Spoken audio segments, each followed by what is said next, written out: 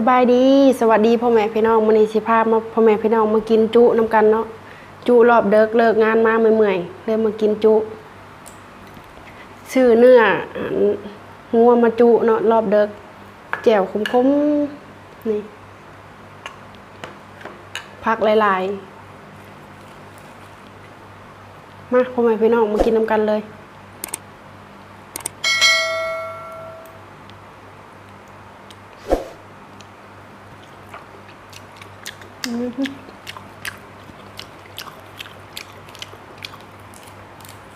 แจ่วขมคักali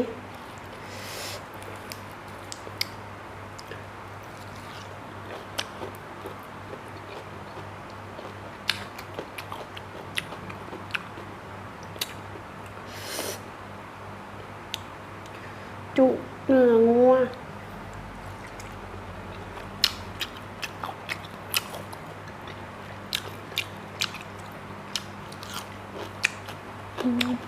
ครับ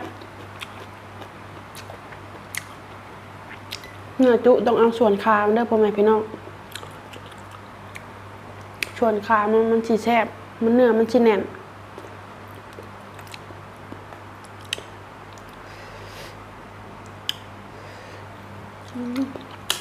กินข้าวก่อน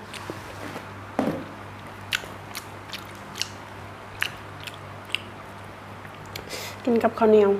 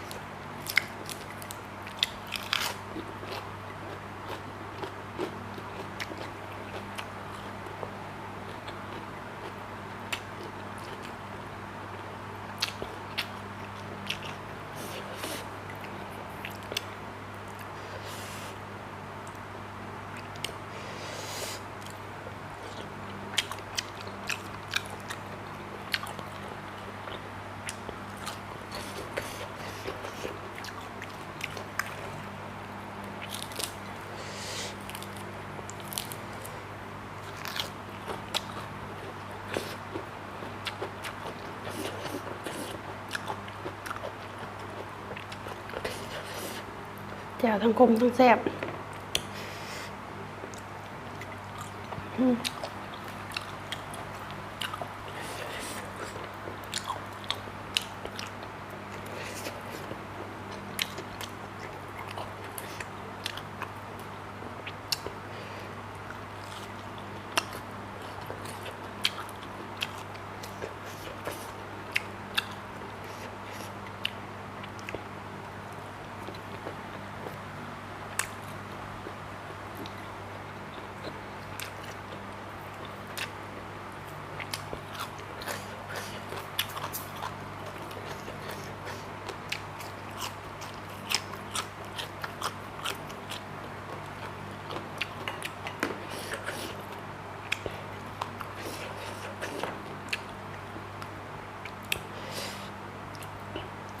ผ่านตอนใหญ่ๆแซ่บเต็มปากเต็มคอ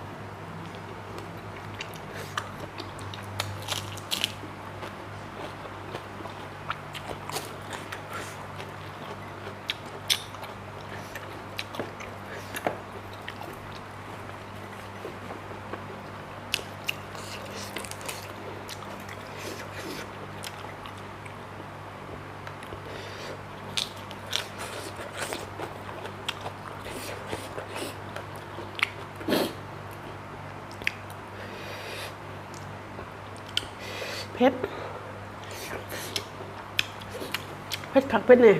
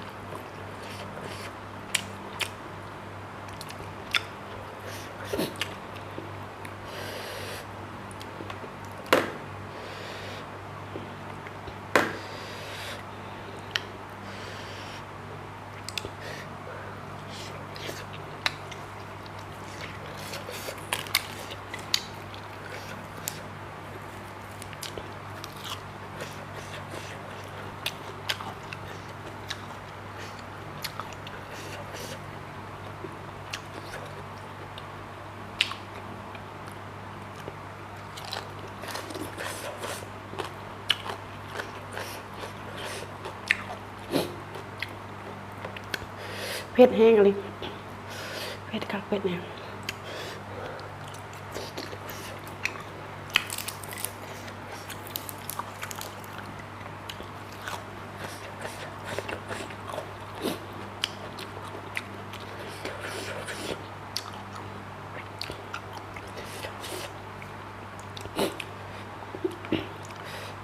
หั่นตอนใหญ่ๆแล้วแต่ผู้หมักน้อยหมักใหญ่เนาะหมักใหญ่กับหั่นใหญ่หมักน้อยกับหั่นน้อยอันนี้หมักแบบใหญ่ๆกินแบบใหญ่เต็มคำ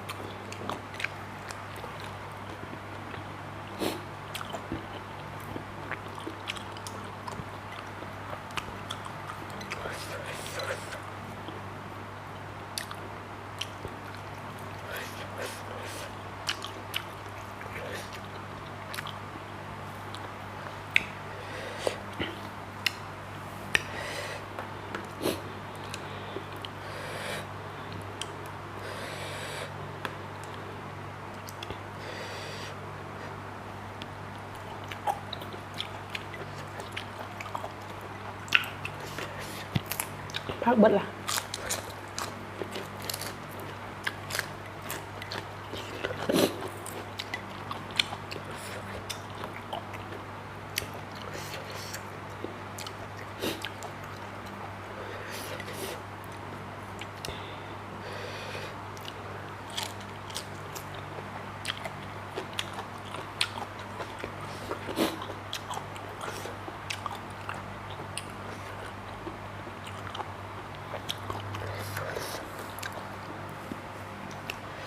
เขาก็จะขอจบคลิปเพียงเท่านี้เนาะพ่อแม่พี่น้องฝากกดไลค์กดแชร์กดติดตามเด้อช่องซาบางชาแนลสบายดี